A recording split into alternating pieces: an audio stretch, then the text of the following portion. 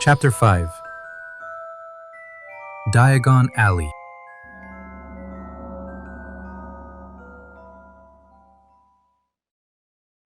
Harry wakes up early the next morning. He tells himself, everything is just a dream. There is no giant named Hagrid. There is no school for wizards. I am still in my small room under the stairs. It is a very good dream, so he keeps his eyes closed. Finally, he sits up and opens his eyes.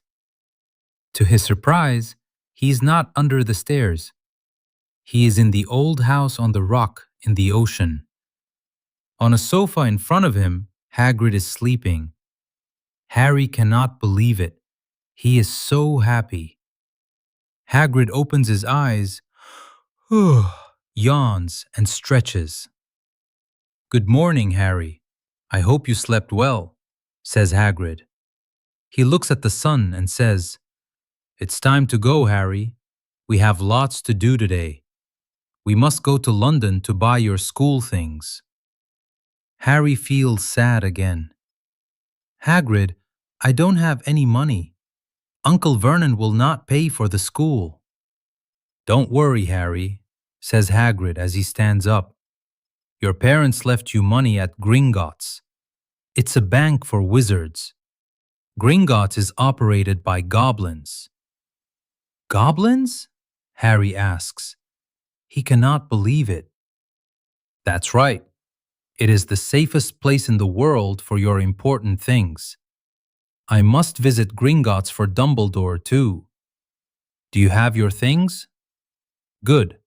Let's go." Outside, the sky is clear and the storm is gone.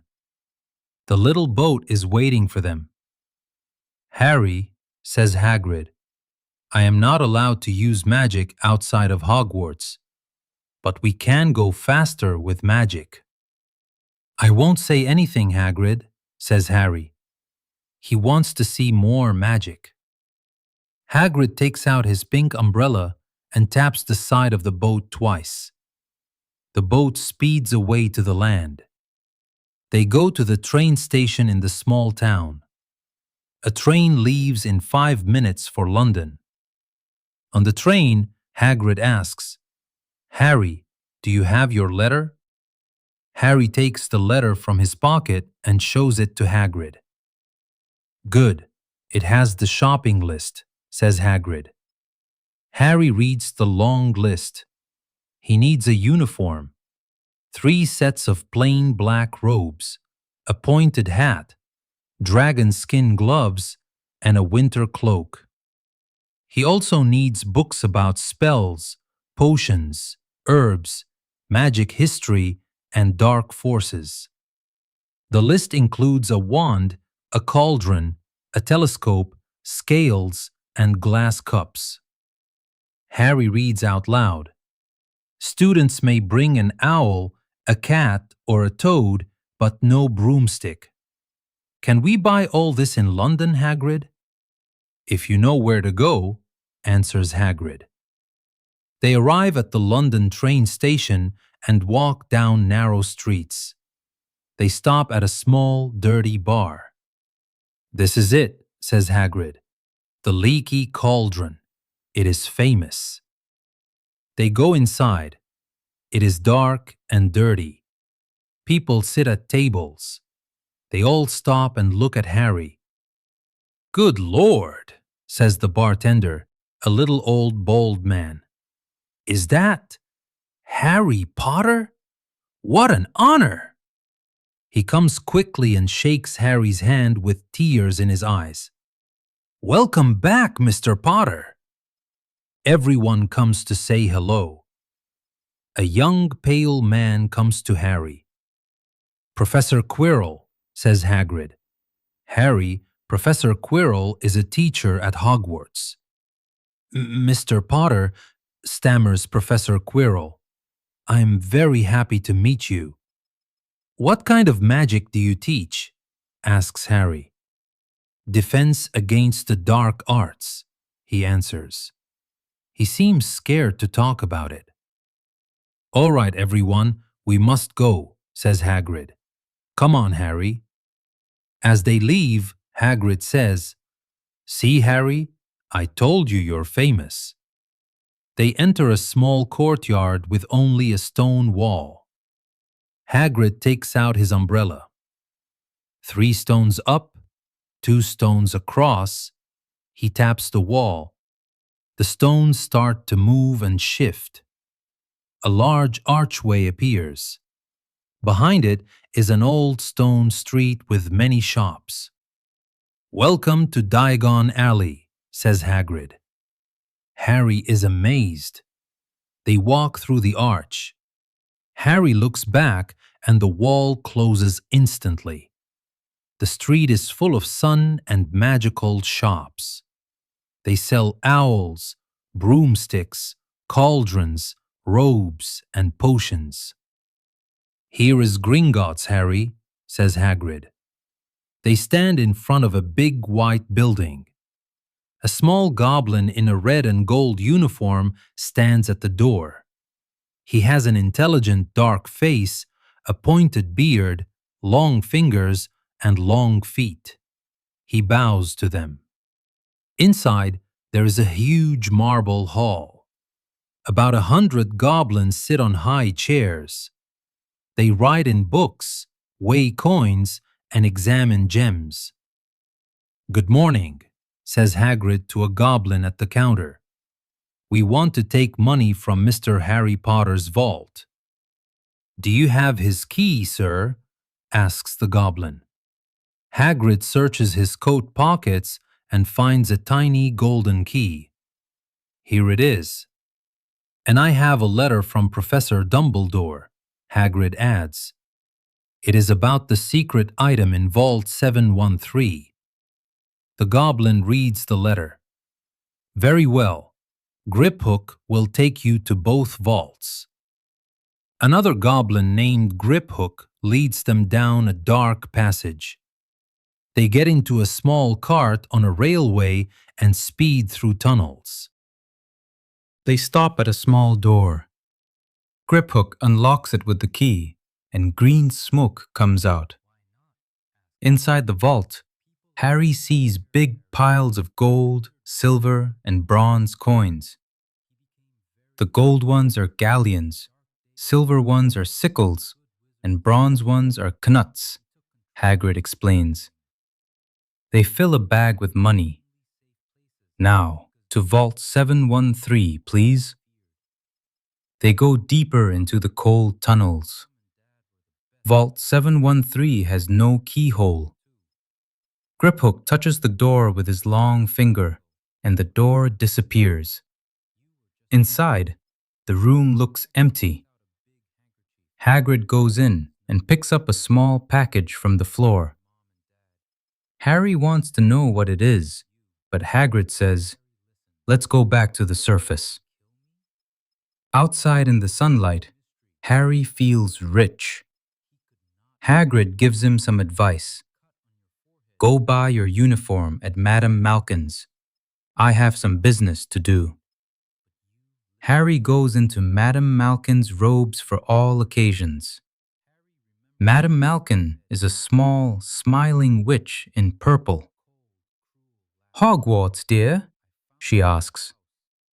She puts a black robe over Harry's head to measure it. Other boys are in the shop. Harry hears them talk about Hufflepuff, Slytherin, broomsticks, and Quidditch. Harry feels sad because he knows nothing about these things. When Hagrid comes to wait for Harry, the other boys talk meanly about him. They call him a savage. They remind Harry of Dudley. Harry gets his robes, thanks Madame Malkin, and leaves with Hagrid. What's wrong, Harry? Asks Hagrid. Nothing, Harry lies. Then he asks, Hagrid, what is Quidditch? It's our sport, says Hagrid. Like football for muggles. You play it in the air, on broomsticks, with 4 balls. And what are Slytherin and Hufflepuff? They are houses at Hogwarts. People say Hufflepuff has dummies, but it's better than Slytherin. All bad wizards come from Slytherin. You know who was in Slytherin. They continue shopping. They buy books, paper, magic ink, a cauldron, scales, and a telescope. They visit the potion shop and an owl store. Hagrid buys Harry a beautiful snow-white owl. Last stop, Ollivander's for your wand, says Hagrid. They enter a dark, quiet shop filled with thousands of thin boxes. An old man with bright eyes appears. "Hello, Harry Potter," says Mr. Ollivander softly. "You have your mother's eyes. I remember every wand I ever sold. Your mother's wand was willow. Your father's wand was mahogany. But the wand chooses the wizard." Mr. Ollivander comes very close and touches Harry's scar. "I am sorry I sold the wand that gave you this scar. It was made of you, very powerful, and used for bad things." He turns to Hagrid. "Rubeus Hagrid, your wand was oak, right? A good wand before they broke it." Hagrid looks embarrassed. Mr. Ollivander gives Harry many wands to try, but none of them work. Finally, he gives Harry a wand made of holly and phoenix feather. Harry holds it and feels warmth in his fingers. He waves it, and red and gold sparks shoot out like fireworks. "Bravo!" cries Mr. Ollivander. "Very curious." "What is curious?" asks Harry. "The phoenix that gave the feather for this wand gave only one other feather. That other wand gave you that scar. The brother wand did great things. Terrible, but great." Harry feels scared. He pays 7 gold galleons for his wand and leaves. They eat a quick meal, and Hagrid buys Harry a ticket for the train back to the Dursleys' home. "Hagrid," Harry says quietly on the platform, "everyone thinks I am special, but I don't know any magic. How can I do great things?" "Don't worry, Harry," says Hagrid gently. "You will learn fast. Just be yourself. Here is your ticket for the train to Hogwarts on September 1st. If the Dursleys give you trouble, send me a letter with your owl." Hagrid helps Harry onto the train back to Little Whinging. The train starts to move. Harry stands up and puts his face against the window to watch Hagrid. But in a second, Hagrid disappears. Harry travels back to his aunt and uncle's house. He feels happy because he is a wizard now. He sits in his room with his owl and counts the days until September 1st. Thank you so much for listening to this story with me. I hope you enjoyed this magical adventure and learned some new English words. My name is Raskoff, and I'm very happy to share these stories with you. If you want to support this channel and help me make more videos, please don't forget to like this video, subscribe, and share it with your friends who also want to learn English. See you in the next chapter. Have a wonderful day.